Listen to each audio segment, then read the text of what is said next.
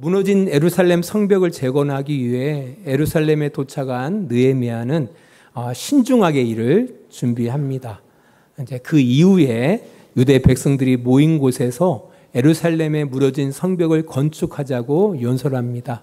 이 연설 이후에 유다 백성들은 일어나 건축하자 하며 모두 힘을 합하여 성벽 건축을 시작합니다. 느헤미야 2장 17절로 18절 말씀 보겠습니다.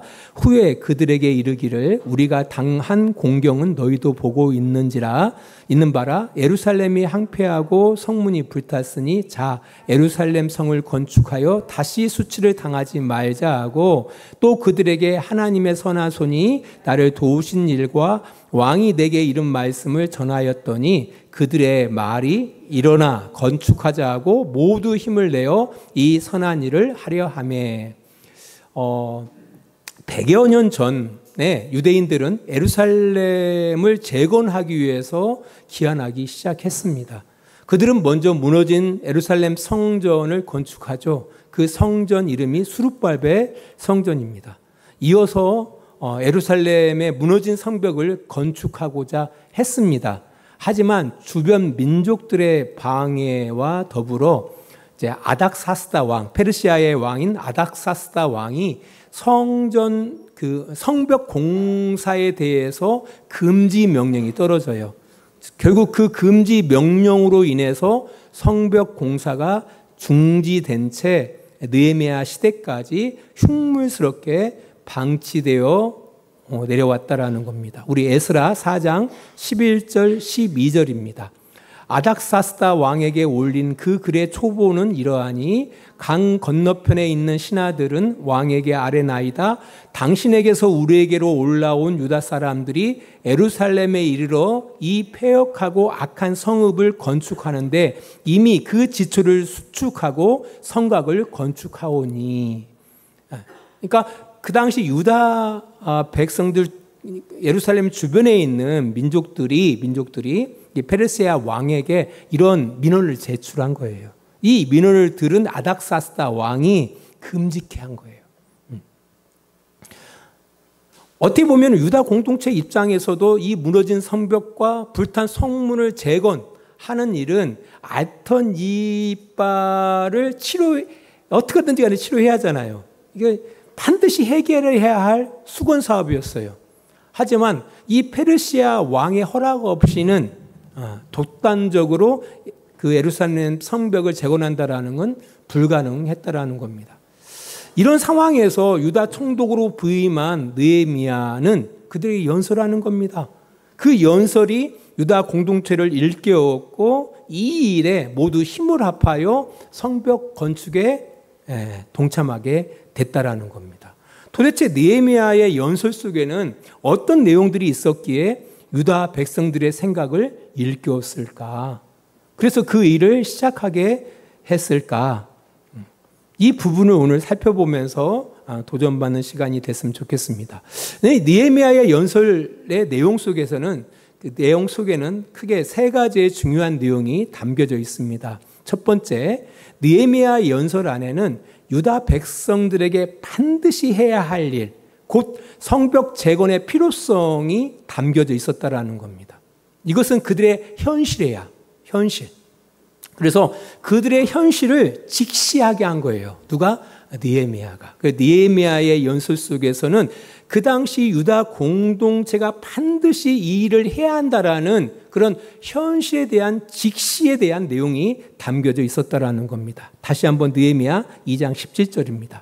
후에 그들에게 이르기를 우리가 당한 공경은 너희도 보고 있는 바라 예루살렘이 황폐하고 성문이 불탔으니 자 예루살렘 성을 건축하여 다시 수치를 당하지 말자 하고, 여기 앞부분에 우리가 당한 공경을 우리가 보고 있다라고 느헤미야는 말합니다. 우리 유다 공동체예요. 유다 공동체가 지금 공경 가운데 처해 있고요. 그것을 우리가 지금 보고 있다라는 겁니다. 현실이 그렇다라는 거예요. 현실이 그렇다. 부인할 수 없는 현실이 있다라는 겁니다. 그 부인할 수 없는 현실이 바로 뭐냐라고 할 때 예루살렘은 황폐하고 성문은 불타 있다라는 겁니다. 성벽은 무너져 있고 성문은 불타 있다라는 겁니다. 이것이 유다 공동체의 지금 현실이라는 겁니다. 그 현실을 똑바로 보게 했다라는 겁니다. 왜 유다 공동체가 공경에 처해 있다라고 말하고 있어요? 성벽이 무너져 있다. 성문이 불타 있다. 이것이 바로 우리의 공경이다라고 말하고 있는 겁니다. 그 당시에 성벽과 성문이 불타고 무너졌다라는 것은요, 예부로부터의 공격에 대해서 무방비 상태에 있었다라는 거예요. 지금 시대도 마찬가지죠. 우리가 보면은 뭐 철책선에서 군인들이 경계하잖아요. 만일 경계가 무너지면 어떡합니까? 큰일 나는 거죠. 그 당시에는 더 그랬다라는 겁니다. 예루살렘을 보호하는 성벽이 무너져 있어요. 성문이 불타 있어요. 어떤 것도 외부의 세력으로부터 보호받을 수 있는 것들이 아무것도 없다라는 겁니다. 이게 불안정한 상황을 느헤미야는 이야기하고 있습니다. 근데 당연히 유다 공동체는 고통스러울 수밖에 없는 거죠. 그러니까 속 없는 사람들이나 아무 일이 없는 거죠. 생각해 보세요. 사회는 불안한데 내 가정만 편안하고 여유 있다? 그렇다고 해가지고 행복하고 자유로울 수 있을까요? 저는 그렇지가 않습니다. 내 가정이 자유롭고 행복하기 위해서는요, 공동체가 안전해야 돼요. 안 그렇습니까? 제가 예전에 온두라스를 여행한 적이 있었는데요. 온두라스는요, 참 안타까운 곳인데, 거기는 담들이 높이 쳐 있어요. 그리고 그 도심이라는 것도 안전한 도심이 있어요. 이제 가난한 사람들은 뭐 누가 해야 할 사람들이 없으니까 상관이 없는데, 조금 돈분께나 있는 사람들은요, 높은 그 담을 쳐서 성을 만듭니다. 성을. 그 안에서만 기거를 해요. 거기가 안전 라인이야. 그리고 그 마을을 지키는 경비인들이 있어요. 왜? 사회가 불안정하기 때문에. 이게 돈이 있어도 마음껏 쓸 수 있는 사회가 아니에요. 만일 한국 사회도 그럴 수가 있어요. 그죠? 만일 우리가 살아가고 있는 이 사회가 불안정하면은요, 아무리 나는 우리의 가정은 넉넉하고 아무 부족함이 없고 한다 할지라도 그 불안에서 자유로울 수가 없다라는 겁니다. 지금 유다 사회가 그렇다라는 거예요. 이 무너진 성벽과 불탄 성문은요, 유다 사회를 보호할 수가 없어요. 네. 그래서 한 개인이 누려야 할 어떤 자유와 행복은 극히 제한된 거예요. 그래서 이 일은 우리 개인 차원에서나 공동체 차원에서 반드시 재건해야 할 일이었다라는 겁니다. 사실 느헤미야가 그들에게 이런 말을 하지 않더라도 그들은 늘 그 필요성을 가지고서 살고 있었을 거라는 겁니다. 그럼에도 불구하고 그들의 힘으로 이 일을 할 수가 없잖아요. 앞에서 이야기했던 것처럼 아닥사스다 왕의 허락이 필요하거든요. 그러니까 무너진 성벽과 불탄 성문 가운데에서 그 불안 속에서 그들은 하루하루를 살고 있었다라는 겁니다. 유다 백성들은 그 느헤미야의 연설을 통하여 그 필요성을 다시 한번 깨닫게 되어지는 거예요. 그 필요성을 다시 한번 깊이 느끼는 겁니다. 공감하는 거예요. 왜? 그들도 동일하게 느끼고 있으니까. 이제 그런 상황 인식을 느헤미야의 연설을 통해서 알게 된다라는 겁니다. 어떻게 보면 하나님께서는 이 유다 공동체의 공경을 생각하셨죠. 그리고 그 일을 계획하셨고 느헤미야를 불러서 그 일을 행하게 하시는 거예요. 이런 걸 생각해 보면은요, 하나님께서는 유다 공동체의 필요를 누구보다도 잘 아시는구나라는 생각을 하게 되어집니다. 그래서 하나님께서는 가장 적절한 때, 이전에는 아닥사스다 왕에 의해서 금지되어졌지만 또 때가 되니까 하나님께서 그 일을 계획하시고 그 일에 느헤미야를 부르셔서 그 일을 행하게 하시더라는 겁니다. 우리 마태복음 6장 31절로 32절을 보겠습니다. 그러므로 염려하여 이르기를 무엇을 먹을까 무엇을 마실까 무엇을 입을까 하지 말라. 이는 다 이방인들이 구하는 것이라 너희 하늘 아버지께서 이 모든 것이 너희에게 있어야 할 줄을 아시느니라. 아멘. 하나님께서는 우리가 있어야 할 것이 무엇인지를 누구보다도 잘 아신다라는 거예요. 또한 이 공동체도 그렇고요. 예. 그래서 그 공동체의 필요, 정말 있어야 할 것, 마땅히 필요한 것들을 하나님이 아시고 언제? 하나님의 때에, 우리의 때가 아니라 하나님의 때에 하나님의 사람들을 통해서 그 일을 행하신다라는 겁니다. 우리 주양교회와 우리 성도님들의 삶 속에서도 분명히 공경이 있을 거예요. 이거 꼭 필요한데, 이 문제는 반드시 해결해야 하는데, 근데 내 힘으로 어떻게 할 수가 없죠. 그죠? 이런 성도들이 분명히 있을 겁니다. 기억하십시오. 하나님께서는 우리가 마땅히 있어야 할 것을 하나님이 먼저 아신다라는 겁니다. 그리고 하나님의 때에 반드시 이루실 것을 기대하시면서 하나님을 경외하시는 우리 주양교회와 성도님들 되시기를 축원합니다. 좀 더 확장해서요, 유다 공동체에 무너진 성벽과 불탄 성문을 생각해 보면은요, 지금 한국교회의 모습을 떠오르지 않을 수가 없잖아요. 오랫동안 한국교회의 본질과 정체가 많이 무너져 버렸어요. 그렇잖아요. 선교 초기에 한국교회가 교육이나 의료나 어떤 독립운동, 어떤 사회의 공공의 일들에 진짜 선한 영향을 끼쳤거든요. 그래서 이 조선 사회 또 한국 사회로부터 교회가 큰 지지를 받았어요. 신뢰를 받았다라는 겁니다. 근데 이로 인해서 한국교회가 성장해 왔거든요. 그러니까 성장한 이후에 점점 그 본질과 정체를 잃어버린 거예요. 어떻게 보면은 교회의 성벽이 무너져 버린 거죠. 성문이 불타버린 거예요. 복음의 본질이 무너져 버리고요. 너무 지나친 개인 구원의 강조나 성장 지상주의나 기복신앙이 오히려 교회 밖으로부터 교회가 비난당하고 조롱되어지는 그런 시대 가운데 지금 있다라는 거예요. 이게 너무 오래되어졌어요. 어떻게 보면 신앙에 대해서 조금이라도 관심이 계신 분들은 모두 공감하고 있을 거라는 겁니다.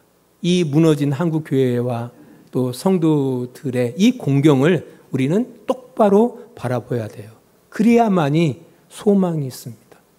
이 문제를 느끼지 아니하면 변화는 시작되어지지 않습니다. 이 문제의식을 느끼고 살아가는 우리 주양교회 성도들이 되시기를 축원합니다. 두 번째로요, 느헤미야의 연설에 담겨져 있는 또 하나의 내용이 있습니다. 이 무너진 성벽을 재건하는 이 일은 하나님이 계획하셨고 하나님이 그 일을 위해서 느헤미야를 부르셨고 그 가정 속에 하나님의 선한 도우심이 있었다라는 것을 이 느헤미야는 간증 형식으로 이 유다 백성들에게 전달하고 있다라는 겁니다. 우리 느헤미야 2장 18절입니다. 또 그들에게 하나님의 선한 손이 나를 도우신 일과 왕이 내게 이런 말씀을 전하였더니 그들의 말이 일어나 건축하자 하고 모두 힘을 내어 이 선한 일을 하려 하매. 이 일을, 그러니까 무너진 성벽을 재건하는 일, 불탄 성문을 다시 다는 일이 하나님이 기뻐하시고 하나님이 계획하시고 하나님이 작정하신 일이라는 겁니다. 그 실체가 바로 느헤미야라는 거예요. 느헤미야가 유다 총독으로 부임하게 된 것도 다 그런 하나님의 선한 도우심 가운데 오게 됐다라는 겁니다. 이런 간증을 했다라는 거예요. 사실 유다 공동체도 마음은 늘 있었다니까요. 이건 1순위로 해야 할. 하지만 그 일을 그 힘으로 감당할 수가 없어요. 어렵다는 것을 누구보다 잘 알고 있거든요. 이것은 하나님이 도우시지 않고선, 하나님이 보호하지 않고선 할 수 없는 일이더라고 그들은 또 여기고 있었다라는 겁니다. 근데 갑자기 유다 총독으로 부임한 느헤미야가 그 얘기를 하는 겁니다. 이건 하나님이 작정하신 일이고 이 일에 자기를 부르셔서 이 유다 총독으로 세우셨다라는 거예요. 그런 내용들이 누구에게? 그 유다 공동체에게 그들의 생각을 깨웠던 거예요. 제가 이쯤 나름의 한 간증 하나를 소개하고자 합니다. 제 간증이에요. 사실 저는 우리 예수 그리스도를 믿는 그 교회 공동체를 교회라고 생각해요. 이 건물을 교회라고 생각하기보다는 이 건물은 교회를 담는 그릇이라고 생각했고요. 우리는 믿는 사람들의 모임이 교회라고 여기는 사람 중에 하나입니다. 근데 그런 가운데 어쩌다가 교회 건축에 대한 하나님의 어떤 뜻이 있다라는 생각을 갖게 되어졌습니다. 그것은 이제 교회를 개척하고 우여곡절 끝에 상가에 이제 교회 둥지를 틀고서 예배하고 있었는데, 그때 마침 이제 군산의료원의 경영이 힘들어져서 그 온강대학교에 유탁 운영이 들어갑니다. 그러면서 갑자기 돈이 생겼어요. 아내가 퇴직금을 받은 거예요, 정산을. 돈이 생긴 거예요. 그때 마침 사랑방 부동산에 급급매로 이 땅이 나온 거예요. 금요일 날. 아내가 여보 땅 나왔어. 저는 생각도 안 했는데. 그래서 바로 주인하고 전화했더니 그날 주인을 만났어요. 만나자마자 계약금을 지불하고 월요일 날 이 땅을 구입했어요. 그때에도 저는 교회 건축에 대해서 생각이 아예 없었어요. 왜냐하면 엄두 낼 수 있는 상황이 아니었거든요. 성도도 없고 뭐 그런 재정도 아니고요.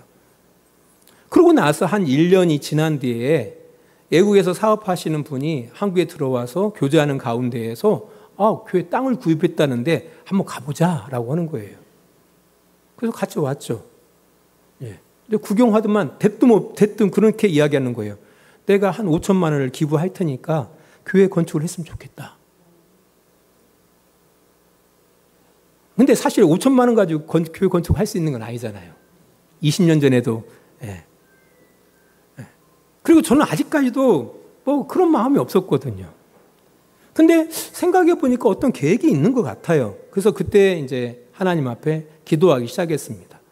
그때 감동된 말씀이 에스라 말씀이에요.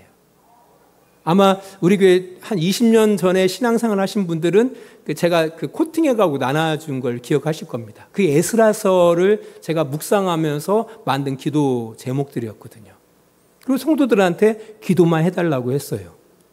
그 당시만 하더라도 주양교회 형편에서 정말 교회를 건축한다는 것은 거의 불가능한 일이었어요. 근데 우리 교회의 형편이 꼭 에스라서의 형편하고 에스라서에 있는 그 예루살렘하고 너무 똑같은 상황이었거든요. 그래서 그 말씀을 중심으로 기도 제목을 만들어서 성도들에게 기도 부탁하면서 시작된 그 교회의 건축이 8개월 만에 이제 이루어집니다. 저는 교회를 건축하면서 뭐 돈들 뗀 적도 없고요. 그러니까 일하시는 분들이 돈 때문에 고민한 적 없습니다. 비록 빚은 졌죠. 한 1억 2천 좀 이상 좀 빚은 졌어요. 그렇지만 그 정도는 제가 그 당시만 하더라도 충분히 갚을 수 있다라고 생각을 했어요. 그렇게 성도들이 함께 할 수 있는 이런 이제 하드웨어가 이제 갖춰졌는데요. 참 제가 이 교회 건물을 바라보면서 이 건축 이제 교회 우리 예배당을 보면서 참 감동이 되더라고요. 이건 하나님이 하셨구나. 그러고 나서 교회 기물들이 있잖아요. 2주 만에 끝나더라고요. 성도들이 이거 할게요. 저거 할 거예요. 하다 보면 2주 만에 끝났어요. 이 기물을 갖추는데. 그리고 그 이후에 짜투리 땅이 있었거든요. 지금 자갈로 깔아져 있는데 그게 한 60평 정도 되는데요. 이것은 진짜 우리 성도들의 순수한 헌신에 의해서 이루어진 겁니다. 이거 삽시다. 이거 영 아닙니다. 해가지고 그 땅도 순적하게 그 땅을 구입하게 되어지면서 지금 우리 교회의 터전을 잡게 된 겁니다. 이게 하나님이 하시는 일이 그렇더라고요. 사실 저는 지금도 건물을 교회로 생각하는 목사는 아닙니다. 하지만 하나님께서는 때로는 이 보여지는 건물을 세우기를 원하실 때도 있다라는 것을 저는 순종하게 됐어요. 그래서 이 에스라 느헤미야 하면서 아내가 갑자기 그러는 거예요. 여보, 그때 당신이 기도 제목 그게 에스라서야? 알지. 예, 하나님이 하시면 이렇게 이루어지더라는 겁니다. 아무튼 이제 이런 어떤 스토리가 있었다라는 것을 여러분들과 함께 공유하고자 합니다. 마지막으로 느헤미야의 연설에는 중요한 거 한 가지가 있어요. 객관적인 근거가 담겨져 있습니다. 왜 유대인들이 100년이 넘도록 무너진 성벽과 불탄 성문을 재건하지 못했을까? 그것은 그 일을 반대하는 주변 지도자들, 또 아닥사스다 왕의 민원 때문에, 아닥사스다 왕의 금지령 때문에 이 일을 할 수 없었거든요. 아무리 유대인들이 하고자 그 막 결심을 하고 뭐 시행하고자 한다 할지라도 페르시아의 왕이 허락을 해야 돼요. 그러니까 이 일이 이루어지지 않고서는 안 되는 거였거든요. 근데 지금 느헤미야는 뭘 가지고 왔죠? 아다사스다 왕의 친서를 가지고 왔어요. 해라. 그리고 그 필요한 지원도 뭐 하겠다라는 거예요? 내가 지원하겠다라는 거예요. 그래서 느헤미야는 그 문서를 그들에게 읽어줍니다. 느헤미야 2장 8절로 9절입니다. 또 왕의 살림감독 아삽에게 조서를 내리사 그가 성전에 속한 영문의 문과 성곽과 내가 들어갈 집을 위하여 들보로 쓸 제목을 내게 주게 하옵소서 하며 내 하나님의 선한 손이 나를 도우심으로 왕이 허락하고 군대 장관의 마병을 보내어 나와 함께 하게 하시기로 내가 강 서쪽에 있는 총독들에게 이르러 왕의 조서를 전하였더니 왕이 허락한 거예요. 그것을 누구에게? 유다 공동체에게 전했던 거예요. 이렇게 들으니까 그들이 진짜 하지 않겠습니까? 일어나 건축하지 않은 거예요. 그러니까 느헤미야는 이 일이 하나님이 계획하신 일일 뿐만 아니라 이 일에 대하여 하나님의 선한 도움이 있었고 또한 객관적인 그런 근거들을 그 유다 공동체에게 전달했다라는 겁니다. 그래서 그들이 일어났던 거예요. 여기서 우리 한국 개신교가 실수하고 있는 부분이 바로 이 세 번째 부분이에요. 뭐가 없다? 객관적인 근거가 너무 약한 경우들이 많아요. 교회 사역의 대부분들이 첫 번째, 두 번째까지는 해요. 모두가 공감도 하고요. 또 이건 하나님의 뜻이다. 하나님이 이걸 계획하신다. 여기까지는 감동시킬 수가 있어요. 근데 어떻게 보면 정말 중요한 것, 객관적인 근거, 이게 중요하다라는 겁니다. 이양 뭐 우리 교회 건축 이야기에 나왔으니까 그럼 객관적인 근거가 그때 없었느냐? 있었어요. 그때 마침 금강곤들비 앞에 상가가 있었고요. 그건 우리 교회 재산으로 있었던 상가예요. 그리고 성도들이 또 나름대로 이렇게 헌금한 돈이 있었고요. 그러니까 해볼 수 있겠더라고요. 그리고 이것을 어떤 업자에게 맡긴 게 아니라 직영을 했거든요. 힘들었지만 한 직영하면서 한 30% 정도를 갖다가 세이브하니까 충분히 할 수 있겠더라고요. 그러고 나서 끝나니까 뭐 업자들에게 그렇게 힘들지 않게 다 마치니까 한 1억 2천 이상 뭐 빚을 졌지만 그것도 한 5년 6년 계속 성도들이 세이브를 해가지고 하다 보니까 다 갚아버렸어요. 우리 주연기 빚 하나도 없잖아요. 이번에 사고 나니까 우리 회계 권사님이랑 목사님 걱정하지 마세요. 돈 있대요. 걱정하지 말아요. 목사님 걱정할까 봐.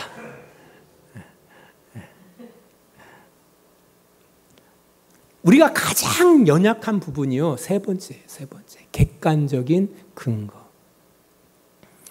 이게 부족하기 때문에요.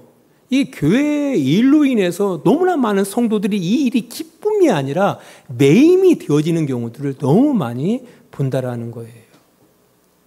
느헤미야의 성벽 재건 운동은요. 하나님의 뜻도 있었고요. 하나님의 인도하심도 있었고요. 또 모두가 공감하는 일이었고요. 거기에 분명한 객관적인 근거를 기반으로 그 일이 시작되어졌습니다. 하지만 지금의 한국교회의 모습을 바라보면요. 이게 세속적으로 변질되어 버렸어요. 그래서 오히려 교회 일이 너무 질서 없이 이루어지다 보니까 오히려 이 일이 성도들에게 영적으로나 심리적으로나 재정적으로 엄청난 부담과 억압이 되어지는 경우들이 너무 많더라는 겁니다. 이러다 보니 어떤 일이 생기죠? 헌금을 강요하게 되어져요. 이게 자발적인 동참이 아니라 헌금을 강요하게 된다라는 겁니다. 그리고 헌금을 통해서 이 헌금이 하나님과의 어떤 거래의 수단이나 어떤 믿음의 등급으로 오해하게 한다라는 거예요. 또 심지어 어떤 목회자들은 교회 건물을 성전처럼 왜곡시켜가지고요. 꼭 이 일에 동참하는 것이 하나님으로부터 엄청난 은혜를 얻는 하나의 어떤 그 방법, 수단으로 이렇게 여겨지게 만드는. 그렇지 않나요? 이 세 번째 근거를 우리가 잘 생각하셔야 돼요. 우리 성도님들께서도 이런 분별력을 가지고서 신앙생활을 할 때 정말 이 사역이 특별히 하나님이 기뻐하시고 계획하신 일, 또 뿐만 아니라 우리 모두가 필요로 여기는 것들에 대해서 기쁨으로 동참할 수가 있어요. 이 일이 중요한 게 아니에요. 우리도 어울림 한마당을 할 텐데요. 그 일을 얼마나 잘하냐 못하냐 이게 중요한 것이 아니에요. 저는 개인적으로 우리 성도들이 기뻐하는 것이 더 좋아요. 좀 힘들지만 그래도 이 섬김을 통해 성도들이 행복할 수만 있단다라면은 할만하죠. 작년에 그걸 경험했기 때문에 올해도 하고자 하는 거예요. 그 정도는 우리가 할 수 있겠다. 할 수 있겠다. 말씀의 기로를 맺습니다. 하나님께서는 교회 공동체와 성도들의 필요를 너무 잘 아십니다. 그래서 가장 적절한 때, 또 적절한 것을 택하셔서 그 일을 행할 환경들을 만들어주시고 그 일을 이루어 가신다라는 겁니다. 그 과정을 통해서 하나님께서는 하나님의 백성들로 하여금 교회 공동체로 하여금 하나님의 섭리, 또 하나님을 더 깊이 신뢰하고 경외하게 하신다는 사실을 꼭 기억하시기 바랍니다. 기도하겠습니다.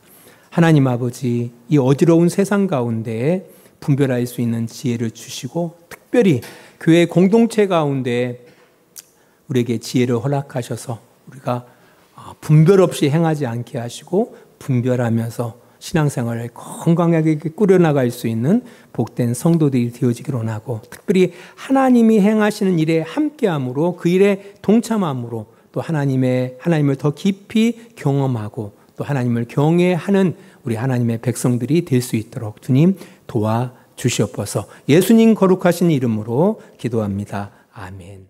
이제는 우리와 함께 하시는 우리 아버지 하나님의 그 크신 사랑하심과 예수 그리스도의 십자가의 은혜하심과 성령의 감화와 감동과 지키시고 인도하심이 온두 시간을 구별하여 하나님 앞에 예배하며 하나님의 귀한 자녀로 이 땅 가운데 살아가기를 원하는 귀한 성도들의 머리 위에와 그들의 가정과 직장과 사업장이 다 되어지기를 예수 그리스도의 이름으로 간절히 축원하옵나이다. 아멘.